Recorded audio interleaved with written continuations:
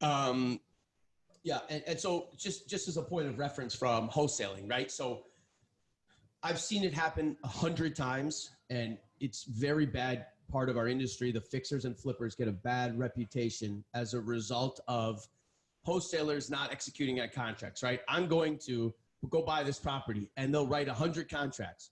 And then immediately the next day, they're trying to sell that contract, which is fine, right? Capitalism at its finest, and we support capitalism. But if your intention is, and you don't have a backdrop to do what would be to do the fix and flip, and you simply are looking to make a transaction, and in the event that you don't, the seller, in that case, gets screwed, you know, you need to think about that a little bit as you move forward. So in this scenario, Mike has a small typo here, but we bought the property for $215,000.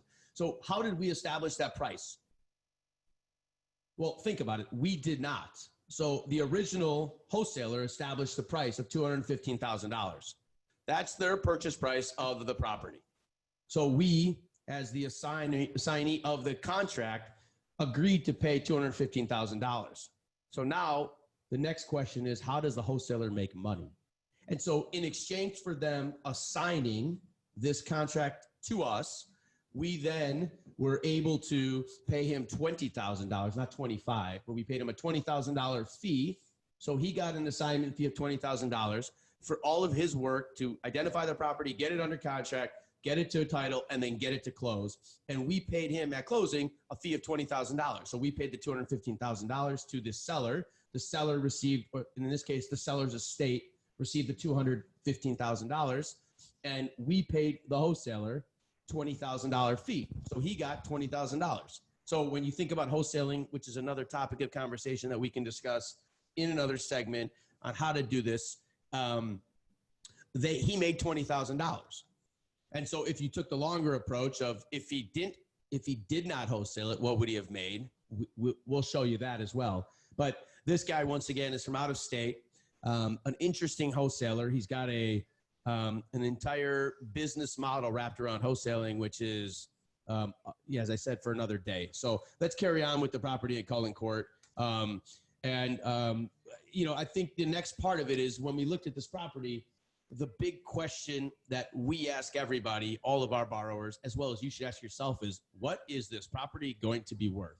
Because when you figure out what it's going to be worth, then you figure out exactly where the money you're going to make is, right? Yes.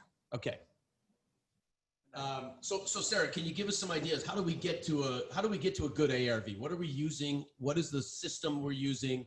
How do we identify the ARV? Talk through that a little bit, please.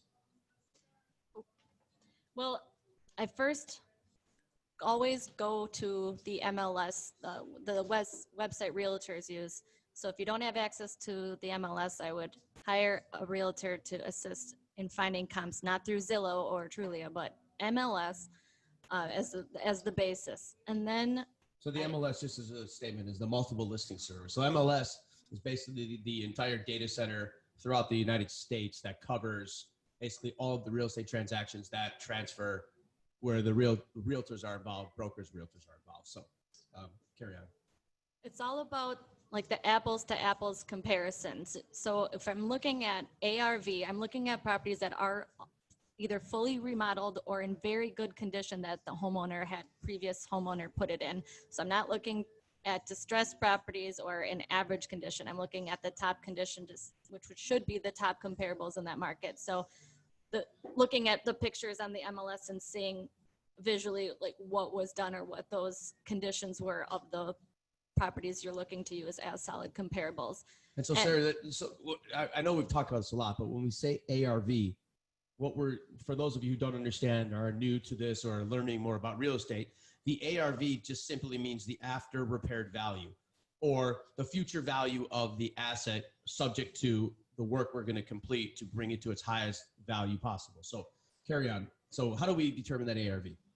The next is looking at all the comparables. There's going to be actives, which are live on the market that don't have an accepted offer yet. Then there's active under contract or pending that doesn't give you what the final sales price will be. And then the solds will depict the actual, what it's sold for. So the solds is where we put the most heaviest weight on the comps and the ARV. It's good to get an idea on the actives and ones under contract, but I don't really look at that as my solid basis. Yeah, so think about this for a minute. So what an amazing data source we have in the MLS based on all of the realtors that are trading real estate every single day.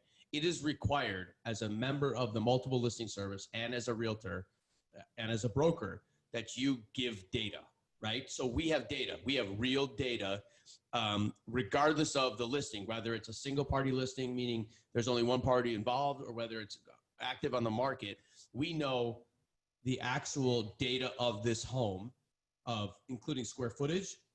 We usually get some really good pictures, and then we get the actual data of what the property sold for, which has all of the information that you will need to get to the ARV of a property. It's like-kind properties that create value, right? What is the house on the 4800 block of 24th Street sell for? If 3 of them sell for the same price, you can be pretty sure that that's the value in the neighborhood. Yeah, I like to have a couple good comparables, not just one as my overall basis of what I think I could project the ARV to be. I like a couple solid ones. Yeah, and so Sarah, what happens in this scenario, and we run into this a lot. So we have a lot of people that create value, right? And so part of our business is we help them create value by paying 100% for the repairs. Excuse me, we finance 100% of the repairs. But what happens when you have that outliner, right? So we're looking at comparables, we're looking at the ARVs, and we have 5 houses that are selling for $110,000, and then you have that one house that sold for $180,000. I mean, in traditional fashion, are we using that number? What are we doing? Are we throwing it out? Well, I'd like to see why that would be such a big discrepancy there. But so I always start small within the pocket, like in the couple block radius, or maybe in a quarter mile or a half a mile to start, and more recent history. And so if I'm really not finding much for more than like one good comp, I might expand on my search. I still like comparing apples to apples, but I could potentially expand the radius to see if there are other comps that I was missing, or maybe go back, but no more than a year in history of solds. So let's talk about that, Sarah. So we're starting with a 6-month history. So in MLS, you have the ability to break down sales by date range. So we use a 6-month historical number to start to determine value, right? And so if you look at what's happened in the real estate world in the last 24, 36 months, real estate has significantly increased in value. And so you as an investor should be able to determine the ARV. But if you went and got data from 2 years ago, I would tell you that that's bad data. And so the nice part is with MLS, we can go pull 6 months data and use that as really good comparable data. The other part is we try to narrow that search. So, I mean, how far geographically do we start? Where are we trying to get to? I like to keep it within like some where I can see there's different subdivisions or major roads. You might expand out further in more of a rural setting.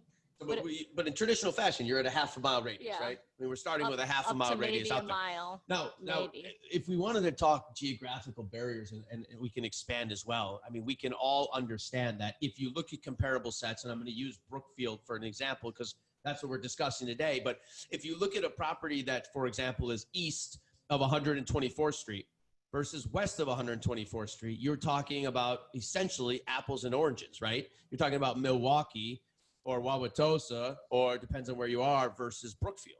And so what does that mean? Well, you've got different school districts, right? We've got different comparables because a house that's west might sell for $34,000 or a house that's east might sell for $34,000 more. So there are geographical benchmarks, which we're going to show you in a minute, that's also important. I might say too, if you're still struggling on really finding more than one top comp, I'd almost assume that might be too risky for me, or I would lower what I feel the ARV is to be a little more conservative. Yeah, and good point, Sarah. But I would also tell you that if you're trading in a densely populated area, Milwaukee, Brookfield, any of the suburbs surrounding us, you should be able to find ample comparables within a half a mile to validate your purchase price or your ARV. Let's go through a few other features that we really focus on. So when you're comparing, which you mentioned earlier, Sarah, apples to apples, what does that really mean? I mean, what are we looking at? Well, one of the things is one of the biggest things is square feet right away. So think about this for a minute now, because I'm just going to jump in here and talk about square footage. People are now equating houses as to what they sell per square foot, right? So you hear in New York City that things are selling for, $800 a square foot, $1,000 a square foot. People in Brookfield are selling for $200 a square foot, $300 a square foot. Building cost to build a high-end home is $400 a square foot. You're seeing the various different numbers all equated to square footage. And the reason is square footage is data, right? You can actually hone in on the above ground square footage of livable space. So square footage is by far one of the most important components that we're looking at in terms of value and size. I'm only really liking to go maybe around 200 to 300 square feet in one direction above or below that, and not get too much more outside of that when I'm comparing. And also, just realtors like to oftentimes say their square feet because it's a finished basement, but it's not legitimate additional living square feet without an egress window. Sure. Let's talk about a couple other things. Yeah. So we want to also look at lot sizes, right? So if we're looking at a house that's 1,200 square feet on 4 acres, should in theory be worth more than a 1,200 square foot house that's on a half an acre, right? Yeah. And so land value, so all of these things come into play when we're determining that ARV. What about, when I first got started, I didn't know what a bungalow was or a colonial was or mansard roofs for that matter. You kind of learn all this jargon, but when you're buying a ranch, what's the best comparable to a ranch? A ranch. See that? So we want to make sure that we're honed in on a ranch to a ranch. Now, we're going to show you this Brookfield comparison ARV values that we put together here. And what you're going to see is we were only able to determine some of the value because we only had some comparables. And from that, we wanted to modify, and we'll get into that a little bit more as well. What else matters to us? Well, one thing is when I start going my comparables, and if I go outside a 0.5 mile radius and I'm then looking at that and seeing a year built in 2010 and my property is 1960, that I throw that one out. I want to be around the similar years built. That's important because you could be next to a subdivision that was new. So new construction subdivisions versus old subdivisions should have different values. So something you should consider. What about bedrooms, baths? It's good. Like, I think that the 2 bedrooms definitely are lower values. Like I won't go exactly. But let's just talk comparables. If I'm valuing a 3-bedroom house, what's your best comparable to a 3-bedroom house? It's a 3-bedroom, yeah. So adding that this house could be a 4-bedroom by us, for example, finishing the attic space, which we've done probably 50 times, can add bedroom, bath to get you to a comparable like product, right? So if I have a 2-bedroom house with an unfinished attic, a bungalow, people will go through and put dormers on. People will go through and add additional square footage. People will add bathrooms. I've done it in Wauwatosa several times. Great idea. But if that's what your intention is, and that's the goal of ours, is to get to your intention. If that's what you're going to be doing, then you have to compare your apples to the apples, which is if I'm starting with a 2-bedroom house and we're looking to get our ARV based on a 3-bedroom house, we need to understand that that's what we're actually going to accomplish, as well as adding additional square footage, as well as adding bathrooms. And so getting to that point is also relatively important to us, right? And then location, right? So we all know there's demising lines throughout our city, right? Whether we want to agree or disagree. Houses, for example, on 43rd Street West versus 43rd Street East, 27th Street West versus 27th Street East. If you want to go 94 north and south of 94, the freeway is another demising line. 894 is another demising line. The distinction between 60th, which takes you from Milwaukee to Wauwatosa, is a demising line. There's a lot of these demising lines. And so I think it's just relatively important that collectively as a group, you acknowledge that you have demising lines that change school districts, they change tax codes, they change taxing municipalities. And so all of that is relatively important, right? So if you're buying a house, for example, in Mequon and across the street's River Hills and they're the same home, the house in River Hills is going to cost you 3 times the amount of tax. Why? Because it has Milwaukee County versus Ozaki County. So same thing in Washington County, same thing in Jefferson County, and same thing all across southeastern Wisconsin. So you've got to be conscious of the demising lines to which represent many different attributes: school districts, taxing authorities, etc. It's relatively important, and it makes a huge difference in your ARV. So pay attention. Your comp's got to be in the same county, in the same municipality. Yeah, for sure. Have you guys seen, as investors come to you guys with projects, that their ARV is far too high for what you think a certain area could get? Yeah, and maybe due to some of these demising areas? It's not so much the demising areas. Yes, we do see that. I think we've had really good success. I think the community, the investment community in Milwaukee is pretty competent, and it's really great to be part of, right? I think we have a really good group of people. We also have a group of really sophisticated realtors who are focusing on the investment community, and they're doing a great service to the investors by providing good data, right? They want them to be successful equally as much as we want them to be successful, so they can continue down the road. And we do have tons of relationships with realtors who send us tons of business and refer tons of business and keep going through the cycle. And it's a phenomenal community to be part of.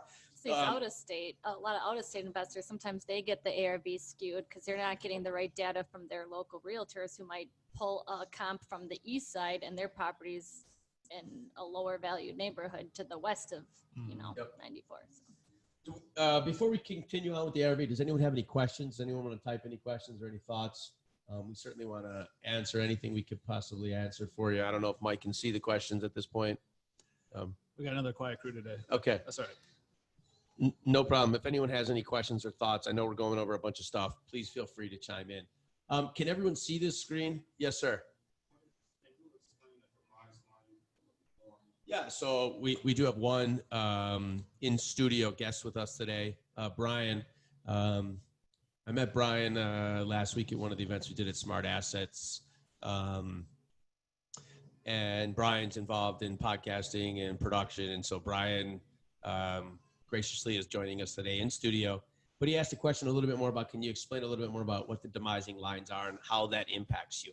And so, thanks, Brian, for the question. And I'll answer it simply in this fashion. If you go back to 2000, Brewers Hill was just getting created. And Brewers Hill is a very, very defined neighborhood within a neighborhood. And so one of the challenges we experienced back in the day was that Brewers Hill was getting a lot of new construction. And Brewers Hill also had a lot of really old homes that were massive, right? 4,000, 5,000 feet. Awesome, beautiful homes that were in, at that time, marginal neighborhood. And so the regentrification happened in the neighborhood. New construction was being built, as well as these remodels were happening where people were buying $40,000, $50,000, $60,000 houses that turned into being worth $400,000. Well, their counterparts. So if you took, for example, North Avenue and Buffum. So if you went to the north side of that, so you traveled down Buffum north over North Avenue, you had a little bit of gentrification. But if you went to the south, you had massive gentrification. So that one demise, North Avenue and Buffum, for example, that street, if you were comparing properties that were selling on the south side, you were seeing $200,000, $300,000, $400,000 values. And if you were seeing houses on the north side, you were seeing values at $40,000 to $70,000, right? And so investors might have said, well, I'm right across the street and I see this value being worth 400 and it's available for 40. When in fact, that neighborhood, and for the record, that neighborhood has blossomed, right? It's just not, it hasn't blossomed as much as Brewers Hill has blossomed. And so that demise, if your thesis is that you're going to build this house for $400,000 on the demising north side of Buffum over North Avenue versus the south side of Buffum, you very well could have come up with a bad investment thesis. And so that demise right there is in my mind, the pinnacle of what we've got going on. That's why it's critical to know like the areas and some of those demise lines or work with the realtor that has. Can you read that question from Claudia? Yep. Does that help you, Brian? Yes. Cool. Claudia, thanks for the question. Mike's going to read it for us. Yep. So do you factor in your quality of repairs or updates to your ARV? On paper, your comp could be extremely similar, but what about how I guess she's asking, so if your contractor or whoever you get to do the repairs, is less than perfect, right? So yeah, so Claudia, thanks for the question. And the answer is yes, but it has to be a tempered expectation, right? So we're going to talk briefly a little bit about this, but let's take a roof, right? So a roof, if I put on a beautiful 30-year shingle roof on a property versus a 15-year shingle roof on a property versus not do the roof on the property, right? So let's take those three scenarios from the exterior for a minute. If I do that, and on the exterior, we're looking at a roof, right? A roof is a required asset of a home, right? We all can agree to that, right? So if I put a roof on a property, one might look at it as a future expense I don't have to spend money on, right? So they're saving money, but do they get value out of, if I put a 15-year or 30-year shingle? No one asked that question, right? Is this a 30-year shingle or a 15-year? No one asks. No one thinks about it, right? The roof's on it, it's new, great, we're moving on. So then if you look at what happens on the interior, right? How do we do our work? Yes, part of our philosophy is you need to do the highest level of craftsmanship, workmanship, as well as offer the attributes that people want to try to get to a higher ARV. And so, Claudia, the answer is yes, but it's tempered, right? Can you get an extra $100,000 because you put in a beautiful tiled marble floor in the foyer? No. But can you get a little bit higher ARV based on a better dormer with a nice size shower that you're adding to the property with branded toilets? That yes, the answer is yes. It just has to fall within the confines of what I would describe as an appraiser, right? So most of the properties are trading through the process of financing. They require an appraiser. As long as your delta, right? Your delta from a ARV of X to the delta of ARV plus 10% due to workmanship, yes, you probably could make that argument. If you're going to make the argument that you want 20% or 30%, I would say to you, you're going to have a very hard time getting that property financed, and I would not encourage that. But I do encourage high quality workmanship. So I hope that helps you, Claudia. Thank you. Selection. Yeah, and finish selection and stuff, which we're going to talk about as well. Good? Cool. Okay. What we have up here right now is basically is how we determine the ARV of the property on Court. And so this is basically some mapping and some MLS data that we've kind of put together to make it, I would say sorry, it's a little small. But does anybody other than the realtors that are on here know what DOM is? Okay, well, I'm assuming someone does, but the DOM is the days on market. And so that's an important piece, which we'll talk about in a second, but we're going to go through the baseline of here we are. So this is Court, which is where the pin is, right? So if you look at where the pin is during what we are trying to create here is a CMA. If you put a pin in the market, you know, the first thing that catches my mind looking at this map, which is the first thing I look at, is the map, despite the property in green being active, it crosses over a demising line, which I need to learn about, which is Capitol Drive. Then the second part of it is we have two comparables that are in like-kind subdivisions, right? 1 and 2. And then we have some that are in other subdivisions, which we need to understand a little bit more about them. And so if we look at the years built, all of them are in a relatively same type subdivision of years built, with the exception of number 5, which concerned me. And that was built in 1989, 30 years later or 20 years later than the other subset of properties. So my mind would be, we need to drive that area to understand why 5 is the anomaly. Excuse me. Yeah, why 5 is the anomaly at this point, or is that 4? 5, the active one. Yeah. So, no, that's 4. Yeah, I don't know. The map is off, but yes, that is actually 5. So then if we look at the second piece of the data, we look at the list price, right? And we're looking at sold. So summary, if everyone can see the second part of it, summary of solds. This is what we're using to get our data, right? So if you look at the data, right, we have a bunch of properties that are listed for $449. They sold for $449.50 in 34 days on market. Then we look February. in February. Then we look at Woodview. Scott, we've got a quick question from the crowd. So they just want to know, is this a spreadsheet that we put together, or is this from a software service? So this is actually from the MLS. So Sarah is a licensed broker. There are tons of licensed brokers and realtors that work with investors. I encourage you to find them. They know exactly what this is. We've put this together to make it easy for you. But we can also, and we'll send out what the actual CMA look like following this to understand it. But this is simply a compilation of data that's now in one sheet on a PowerPoint. But it is nice though, instead of just getting the list of the comparables and seeing the pictures, to get a CMA put together to give you the data of like of what we're discussing, like the low, average, median, and high, the pricing and the differences. And all of that data, by the way, when it's sent to you by a realtor, it's accessible, right? So you can click through it, you can look at pictures, you can see links. It's relatively, it's really good stuff. So find the right realtor that is involved with investors, and they will help you. They know exactly what this is, and we've got tons of them in our great community. So just to expand on this real quick. Yeah, please. In terms of this information, and since people do seem to be kind of interested in it, and it is really good data, how long does it typically take for you to kind of put together your map, pull your data sources from the MLS? What does that look like? Yeah, so answering that question for the group is, this takes probably 5 minutes. 5 minutes. 5 minutes. 5 minutes. This is data. This is a data mine, right? You're putting in your address, which drops your PIN, and then you're seeking data for properties that have sold in the last 6 months within a half-mile radius. That's the first step, and that's what this is right here. So all of this data, when I'm looking at a property with Sarah, or when I'm evaluating a loan, we're looking at financing, I get this data from Sarah in 2 minutes. Sarah just sent me a link before we got on this about a property on the south side that someone's looking to flip, that they're pushing the ARV, and we had a really good material conversation, but I was able to get through the data. I looked at 140 pictures in 3 minutes.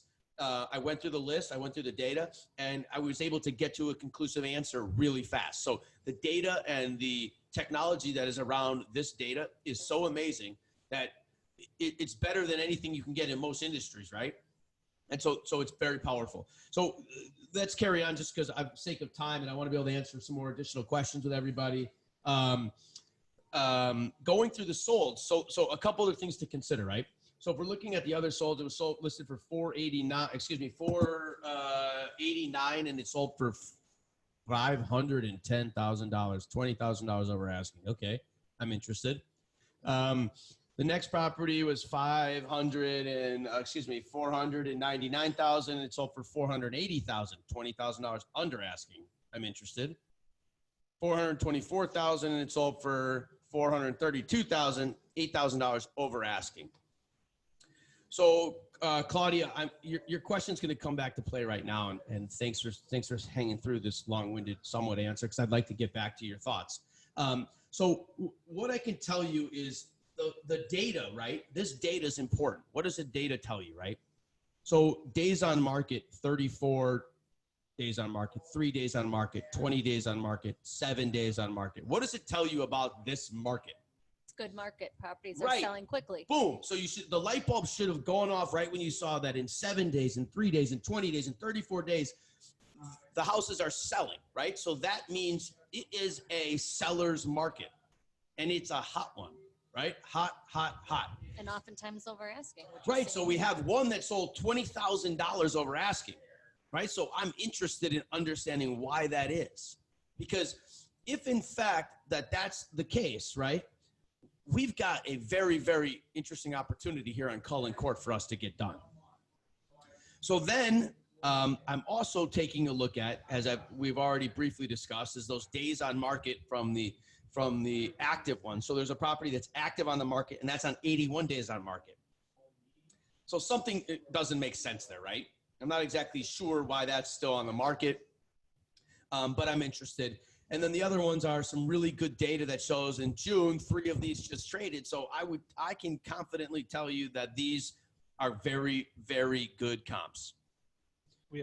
Sorry, we do have another question that came in. So, please. He's saying, Jack actually is asking, so when pulling comps, we need to find comps with other homes that made updates. So do you guys kind of look at that, like a previous sale value and then the next sale value to see like where updates made? 100%. So what I look at is pictures, right? So when I say the pictures that tell 1,000 words, right? I go through these properties and I'm saying, okay, they have a brand new kitchen, they've got a beautiful exterior, the house is well cared for, it's updated, right? So whenever you see oak, I think 1980s, right? Whenever I see modernized tile, subway tiles, good-looking kitchens, expansive kitchens, I say concept kitchens, I say updated, here's your value, right? So yes. So conversely to your question, conversely to that question is, where can I find opportunity? I can find opportunity that has several days on the market or long days on the market that's not updated, that needs updating in a hot buyer's market. So this area of Brookfield clearly is a hot market, right? We know that. And with it being a hot market, if there was another property, you got to mute someone out there. That's the problem. Someone's phone. No, it's someone's cell phone. So with that being said, you can find an opportunity to flip a house because somebody has a house that's 2,000 square feet or 2,100 square feet colonial, or a 2,400 square foot ranch, and they're selling for $240,000 because it's not updated. Do we have an opportunity? Yes. So stick through that. But you know what I'm looking here on the bottom piece of this is I can see everything, right? So this is my summary. I can see your estimated total square footage. I can see the number of bedrooms, the number of full baths and half baths. Does everyone know the difference between a full and a half? So a half bath is just a toilet. A full bath includes a shower. And so that's important. The other thing is the G spaces means garage spaces, right? So these all look comparable, right? They all have 2.5 car garages, and they all are garage type A. So that doesn't mean A-framed. That means attached garage. And then if we look at the year, we can see the estimated square footage, which is all relatively close to each other. And then we can take a look at the architecture and see colonial versus ranch. And normally we stick to ranches, but there was a kind of limited ranches in the area to pull data from. So we looked at colonials. Yeah, so we only had two options at that point. So we actually dug a little deeper and found some additional assets that we thought were a good comparable, which is plausible. And then from there, we were able to determine what our ARV was. Now, here we are, Claudia, again, back to determining what we're going to do to the property. So now we have the property under contract with the wholesaler. We're ready to close on it. What's our next step, right? How do you flip this house, right? Well, shut off the TV. That's step one. And number two is get into the world of what are we doing, right? So how do you create value, right? What does every woman love to see? Beautiful kitchens and beautiful baths, right?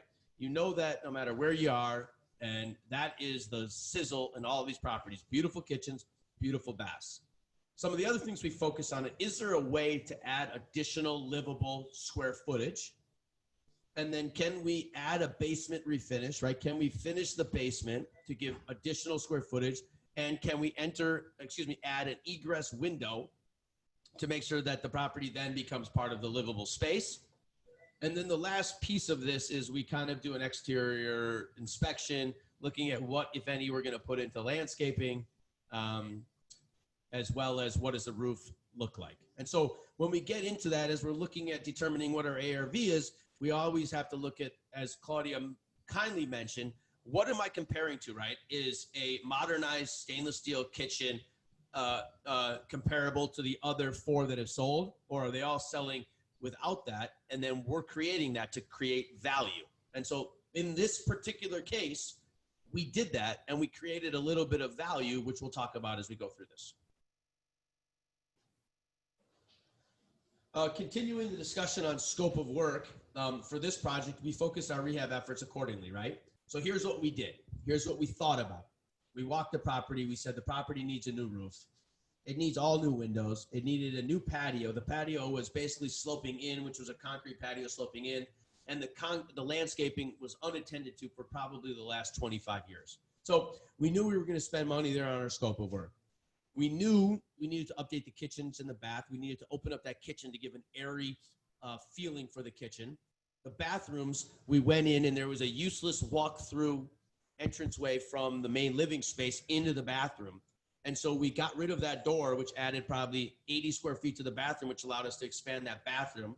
Yeah, the master bathroom, it just had a small, probably 3x3 stand-up shower in it. And on the other side of that wall was a unusable, really, closet near the back entrance. So by putting that closet into the master bath space, we were able to actually add in a full whirlpool tub and increase the square feet and value in that bath.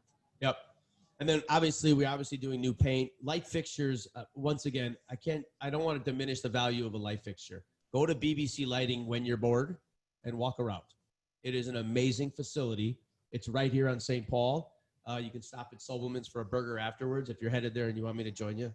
I don't mind a Sobelman's burger most days. But walk through BBC Lighting. You'll get some amazing design ideas, and design does matter. So yes, we can get a little extra pop if we put beautiful pendant lightings over the bar, and if we do recessed lighting in the bedrooms, and if we do a lot of other items that are just accent items, right? The difference is under $1,000. It's not a lot of money, but it makes the sizzle much greater. In this particular case, we also did a massive basement remodel. So we added new drain tiles. We did some foundation work. The foundation was failing in a few areas. We finished the rec room. We added an additional bedroom with egress window. We added an additional full bathroom.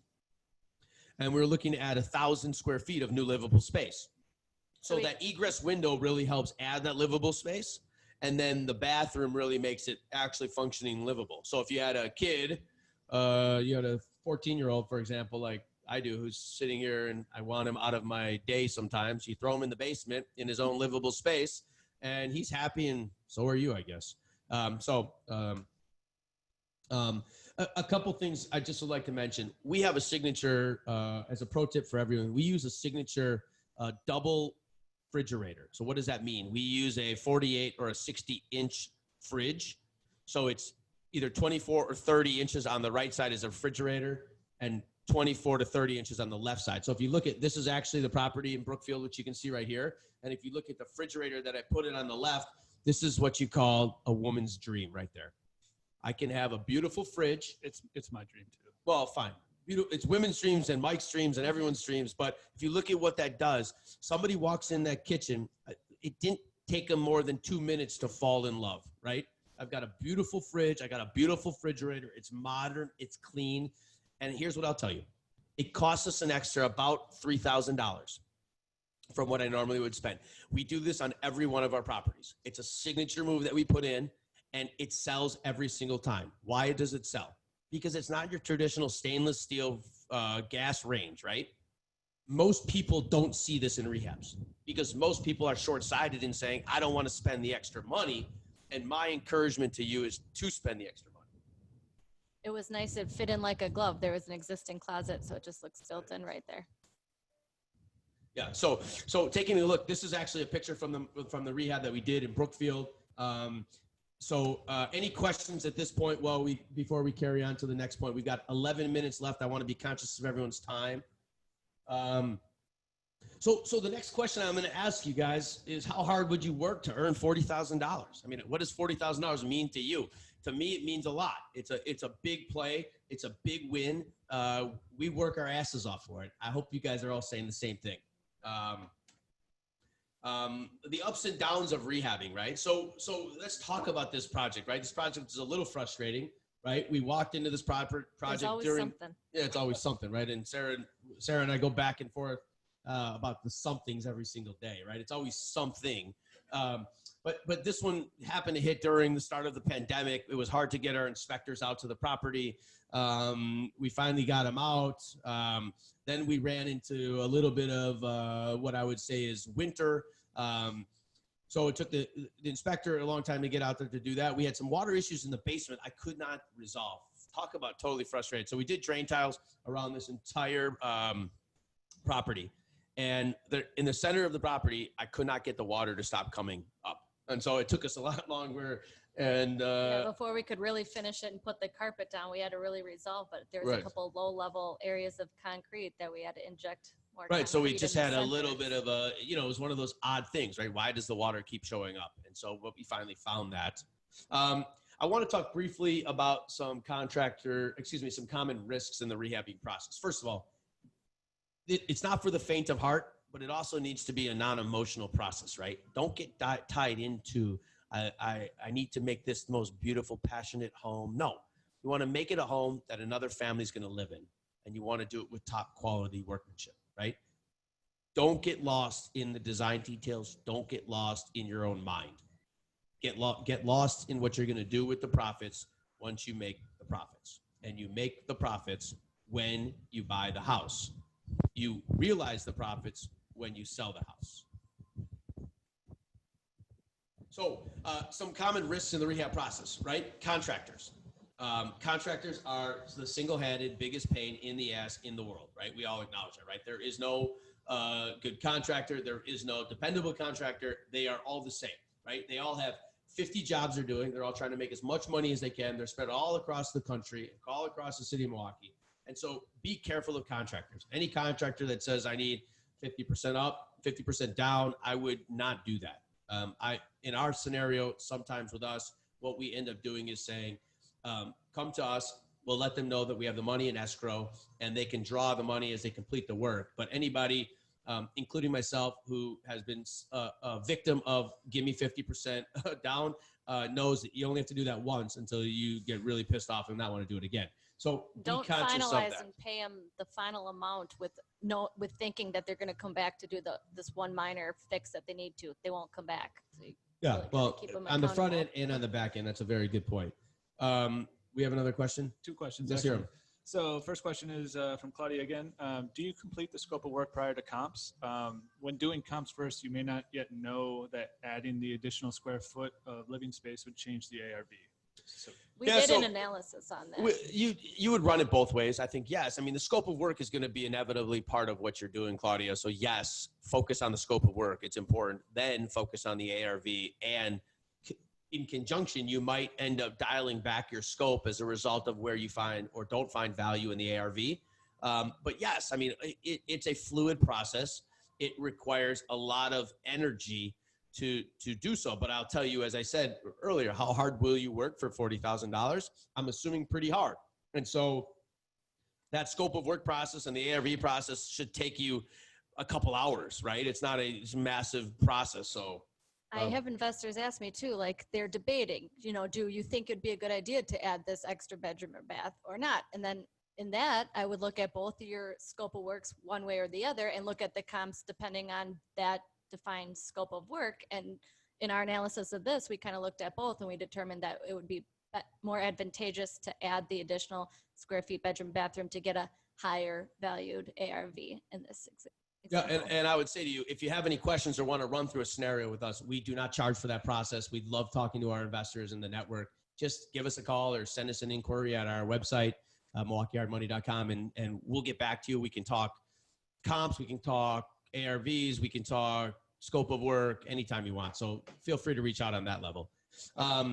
Sorry. Yep. And then the next question kind of flows in, but this is just asking, so in order to get that additional square footage in the basement, how many egress windows does it take? Is just one? Yes. So it depends. So yes, the answer is yes, one egress window, but it's certainly required that you meet with the municipality, because if you don't put it in the right place in the property, it will not be counted. You will not get occupancy, and they will not sign off on the permit. So make sure that you are communicating, right? Inspectors, everyone's scared of them. They're not bad people, right? If you communicate and are transparent of what you're trying to do. So it's a good point. Great question. Thanks for asking that. So that kind of goes into our pro tip then about always pulling permits. Yep. And so that's one thing I'll always tell you. Do not take shortcuts to solve this problem. Everybody that we've seen struggle in this business are trying to take shortcuts. There is no get rich quick scheme in real estate. And I would encourage you not to take shortcuts. Pull the permits. It's painful. I know. Trust me. Inspectors are painful. The process is painful. You would think in 2020 that the process would be better, but it's not. But don't take that shortcut. It will come back to bite you 9 out of 10 times. So thanks for the pro tip, Mike. I would encourage that for you as well. I want to continue through this. We've got 5 minutes. Keep asking your questions as you can. A couple things when we're going to get ready to list the property, right? We're getting ready to sell it, right? This is the most aggravating part of the process. And I see 90% of the people that we work with just fall on their face because they are lazy. Do not be lazy. How hard will you work for $40,000? Do not be lazy. Stage the property to be visually appealing to the people, right? That means put soap in the bathrooms, put some towels up in the bathrooms. You can put furniture in the bedrooms. There's staging companies that can help you with this. But do that. Make sure you clean the property. I cannot tell you how many times I walked into a finished rehab that is filthy disgusting and you're trying to sell it. Please don't do that. Walk around the property. Make sure the exterior is presentable without debris. Make sure the garage isn't full of crap. Clean up the place. Get the dumpster out of the driveway. Get the dumpster out of the driveway. Exactly. All of the basics. Make sure everything is in working order. What does that mean? Can you get hot water from the sink? Can the toilets flush? Do the lights turn on and do they stay on? Are you missing light bulbs? Don't show a house that's missing light bulbs. Seems silly. And then the last thing is choose the right agent to list the property, right? Create relationships with realtors. They are so critical to what we do. They cost money. They make a living. They bring value. But make sure you are finding and picking the right person to work with. And then our pro tip, Sarah, is the old adage: you never get a second chance to make a first impression. If a home buyer walks into a property and it's clean, the floors are polished, the carpet's clean, the place looks good, they're interested. They walk in and the lights aren't working and the place looks like shit, they're not interested. So be diligent. Yeah, it's very important. I see it all too often. They because the rehab process takes a while and they get to 95% completion. They just think they're ready to list and they're not going through the minor details. And then I see it where they remove it off the market and then list it a couple days later because of the feedback they got. But it's good to make the first impression right away. Extremely important. So this is the finished product that we have from Cont'd. As you can see, the beautiful ripples of vacuum marks in the basement. It's well lit. All the lights are working. If you look at the bathroom, the upstairs hardwood floors are cleaned and polished. It's finished. And so here's a few additional pictures of the property for your viewing. And then we're going to get to the last point here, which is the sale and profit realization, right? After listing the house for sale, we didn't have to wait for long. In fact, on this particular property, we had an accepted offer within 8 hours of listing it. What does that mean? We had 8 hours of listing it. I had a fully accepted offer for how much above asking? $10,000 above asking. And you know what they say, pigs get fed, hogs get slaughtered. I took the offer and we closed on the property a few weeks ago. Actually, a kind of funny story because I told Scott we were going to get an offer on it. And he's like, well, let's wait because we had at least 6 or 7 other showings scheduled. And I was like, well, because it could get into multiple offers. But the offer came through so strong that it was easy to accept. Yeah, and this offer came in with very little contingencies, no inspection contingency, a very small financing contingency. We accepted this offer and boom, we were done. Right? The property was going to sale and we couldn't have been any more excited. And so now I ask you, how hard would you work to earn $80,000? And so if you look at this quick synopsis of the meat, the potatoes, the good, the bad, the economics of it, here's the recap for you guys. We bought the property for $215,000. We had $22,000 in acquisition costs because we ended up having to pay closing costs in this particular scenario. We put $123,755 into this. We had holding costs of $22,000. We had a resale cost of $14,000. And our net profit at the end of the day, after our total cost of $398,000, equaled $480,000, or a total profit of $81,980. So I ask each of you who are joining us today, and your friends and your aunts and your uncles and your brothers and sisters and whoever else you can grab by the ear and ask them, how hard will you work for $80,000? The answer should be pretty damn hard. And so with that, I don't know if we have any other questions at this point. Nope, no more yet. Okay, so I want to be respectful of everyone's time. I want to thank our in-person Brian for joining us. Hopefully he's going to give us some great tips on how to advance our production here. My favorite son, Hayden, can you please say hello to everyone? Thank you, kid, for being here. And Mike and Sarah, thank you as always. I want to thank our entire team at Milwaukee Hard Money. I want to encourage each of you that you can do this. You can be a property flipper. You can fix and flip. You can make moves. You got to be disciplined. You got to invest time. When I ask you how hard will you work to make $30,000, $40,000, $80,000, the answer should be very, very hard. And if you're going to work hard in 4 months, we recognize an $81,000 profit. How hard are you going to work to make that $81,000 profit? Hard. Hard money, hard. Hard money? Hard. Son, you'll work hard too? All right, good. Let us know. We're looking to review All right, other if you would like to opportunities. connect with us, we can always be reached at MilwaukeeHardMoney.com. I want to thank each of you for your time. I hope you find these little segments of value. We plan on putting on more of these. Stay tuned. Visit our website. Join our newsletter. Join our checklist. You'll get all of our information. And thank you all. Happy investing, and enjoy the beautiful weather. Thanks, everybody. James, I did see your question. I'm going to get to you offline. And to everybody else, we are definitely going to send this material out. So just stay tuned to the website, watch your emails, and yeah, we'll be back soon. Thanks, guys. Take care. Thank you.